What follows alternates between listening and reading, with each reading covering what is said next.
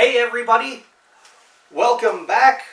Today we are diving in to the dungeon of Andy Milligan. Now, this is by Stephen Thrower, who is a member of the band Coil, or was a member of the band Coil. This is a 100-page, or a little over 100-page booklet that came with the set. There's also a, I'm guessing, 1,000-page book. The book's going to take me a while. So, we dive in and open the doors to the dungeon with the Ghastly Ones. I'm not sure how well y'all can see that. So, the Ghastly Ones. Put my little Andy Milligan pin. I doubt you can see it, but this came in the box set. I never showed it because it was in the very bottom. But anyway, Andy Milligan. So I watched the Ghastly Ones, clearly, as I just showed. One of the special features, they interviewed Sam Sherman, who made the comment, there is one, and it was ghastly.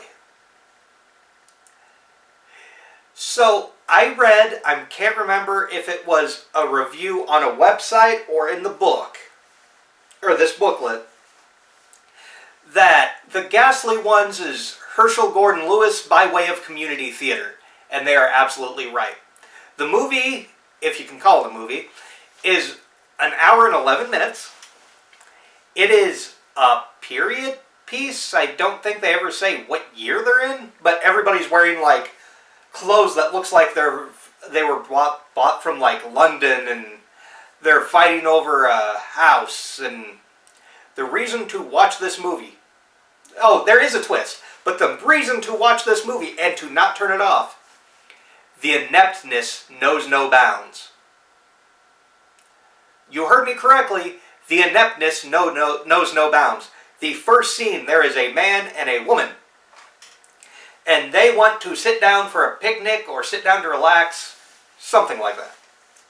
The man starts walking through the thing, and this is where you see one of the bigger problems. The camera is clearly being held by somebody following him, and at one point when the guy goes like this, it's supposed to be he's going into a different section, but he brushes up the trees and looks back, and then you jump cut to him in a completely different area going like this. There is a lot of jump cuts in this movie. The reason why I say it's also inept is at one point it sounds like when he pushes the bush or tree or whatever up, it sounds like it hits the boom mic because you're a thunk thunk or a thunk, and it sounds like either that or somebody fell or he hit the boom mic. I'm not 100% sure what happened there. So the guy gets killed by having an egg pulled out of his face.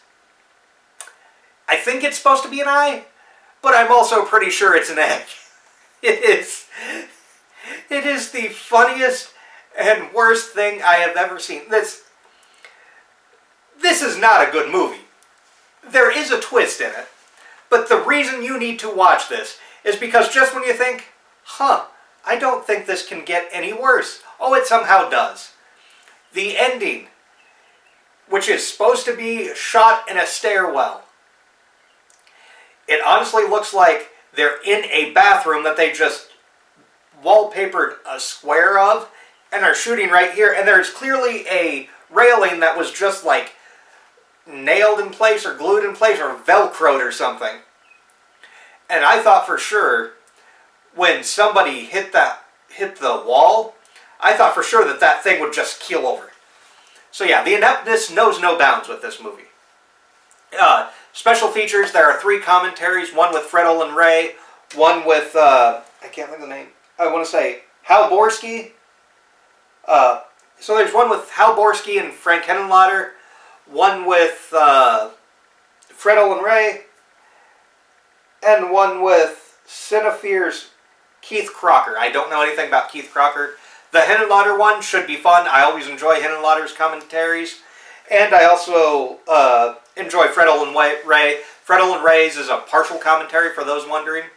There's an interview with Sam Sherman, which I mentioned, where he goes over the marketing and his somewhat working with Andy Milligan, at least in the marketing department.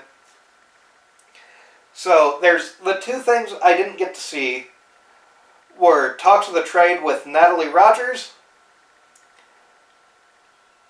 Oh, I didn't see the Talk of the Trade, but I did see the German language reel for the lost film, The Filthy Five. I don't remember it, but I did watch it. I don't remember it at all. It kind of was a blur after watching this movie. Because I watched that first, and then watched the movie, and then just sat there like this the whole time, just going. So yeah. So that is my take on the Ghastly ones. Should you watch it, and do I recommend it? As odd as it sounds, I recommend if you're a fan of filmmaking, or if you are studying to be a film student. The reason why is watch this and learn what not to do.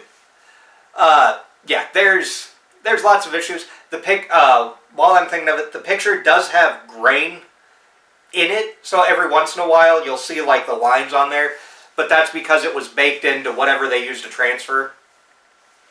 Or whatever Severn used to transfer it. So, going back, I do recommend this to people who enjoy bad filmmaking as one, but to also people who want to learn what not to do. So, I don't highly recommend it. I recommend it as something to be watched as a, what the hell is this? And to kind of be pointed and laughed at and learn what not to do. So, that was my take on the Ghastly ones. Remember, folks, stay spooky, stay scary, take care, and we will see you next time.